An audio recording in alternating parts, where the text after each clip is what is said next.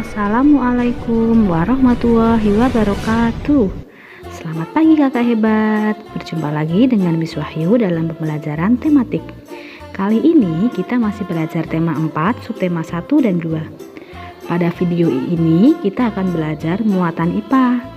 Pada muatan IPA kali ini kita akan belajar dua pokok bahasa. Pada pokok bahasan yang pertama, kita akan belajar mengenai kegiatan menjaga keseimbangan dan kelestarian sumber daya alam. Di sini, Miss akan memaparkan kegiatan yang dapat mengakibatkan pencemaran serta kegiatan yang dapat dilakukan untuk melestarikan dan menjaga keseimbangan sumber daya alam. Pada muatan yang kedua, Miss akan memaparkan dampak pemanfaatan teknologi bagi keseimbangan alam. Salah satu pekerjaan yang memanfaatkan teknologi yang akan Miss bahas kali ini adalah nelayan. Kita akan membandingkan kegiatan nelayan tradisional dan modern dalam menangkap ikan serta persamaannya. Di Indonesia, ada nelayan yang masih menggunakan peralatan tradisional untuk menangkap ikan, tetapi ada juga yang memanfaatkan teknologi modern.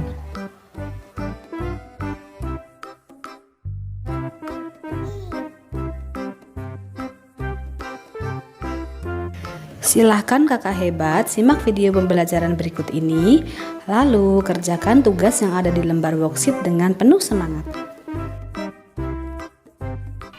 Pentingnya menjaga keseimbangan alam dan kelestarian sumber daya alam. Upaya menjaga kelestarian sumber daya alam sangat penting. Pelestarian sumber daya alam bertujuan agar sumber daya alam tidak habis. Dengan begitu, keseimbangan alam akan tetap terjaga kelestariannya.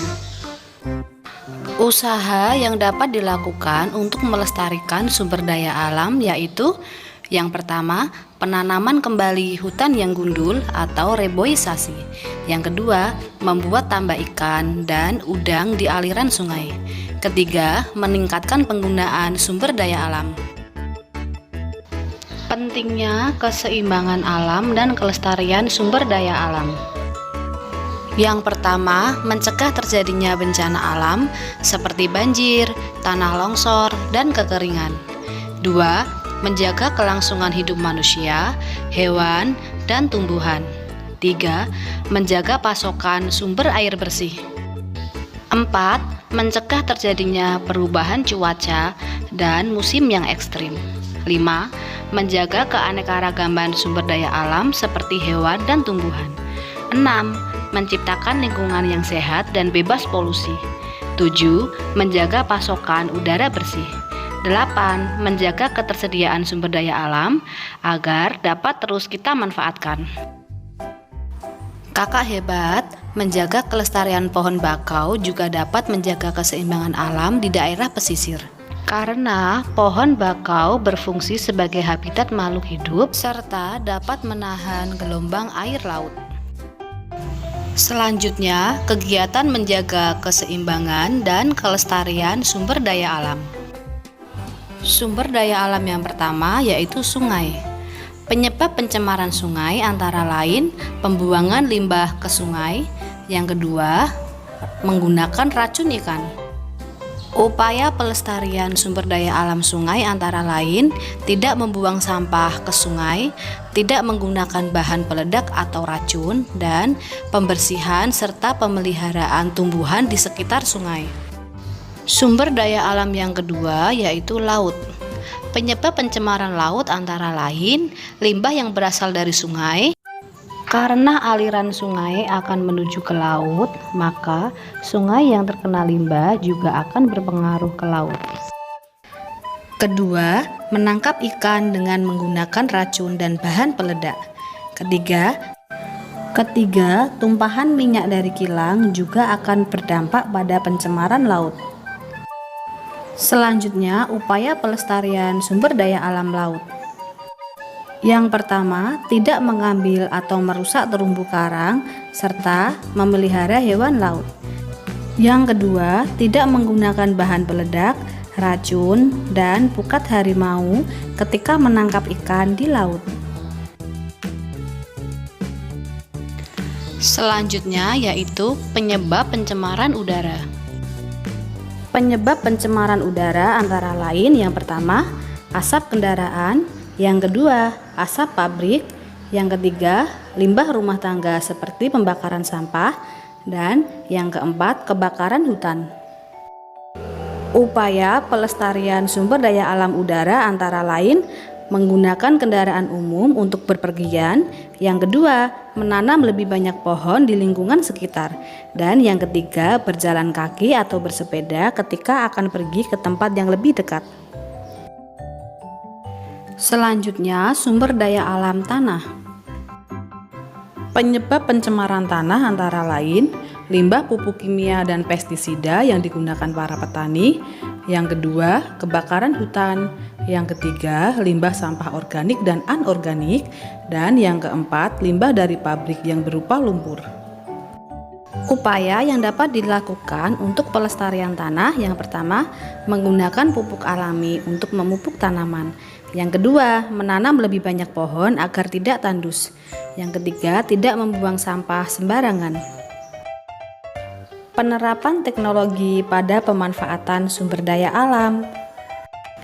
Setiap pekerjaan membutuhkan usaha dan keuletan, termasuk pekerjaan sebagai nelayan. Salah satu teknologi yang dibutuhkan nelayan yaitu teknologi menangkap ikan. Teknologi yang digunakan untuk menangkap ikan yaitu teknologi tradisional dan modern. Yang pertama, teknologi tradisional.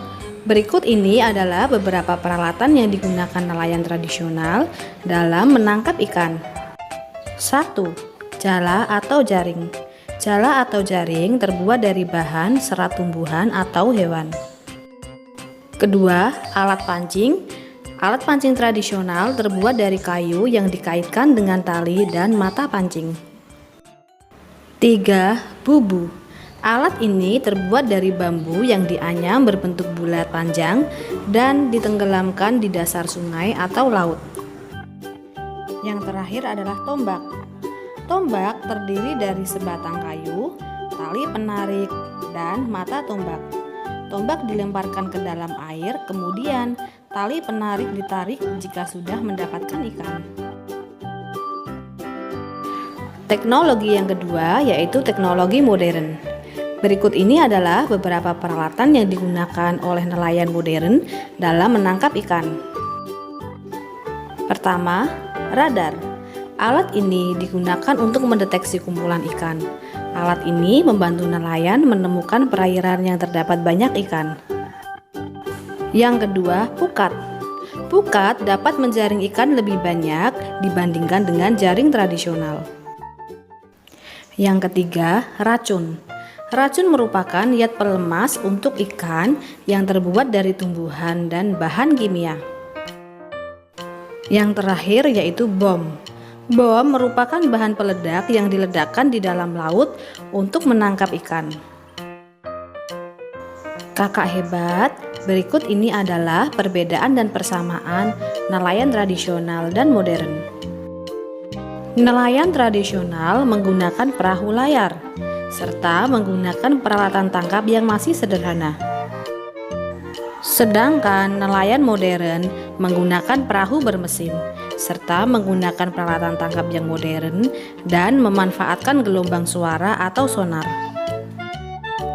Persamaan nelayan tradisional dan modern yaitu sama-sama mencari ikan, menjual ikan untuk kebutuhan sehari-hari, serta mengandalkan perkiraan cuaca dan gelombang laut. Berikut adalah dampak pemanfaatan teknologi bagi keseimbangan alam. Dampak positif penggunaan teknologi yaitu: yang pertama, teknologi tradisional. Dampak positif dari teknologi tradisional yaitu tidak merusak ekosistem. Yang kedua, bahan dan alat yang digunakan mudah untuk didapat. Selanjutnya, dampak positif dari teknologi modern.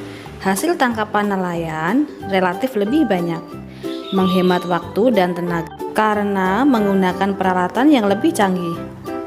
Dampak negatif penggunaan teknologi. Yang pertama, dampak negatif penggunaan teknologi tradisional.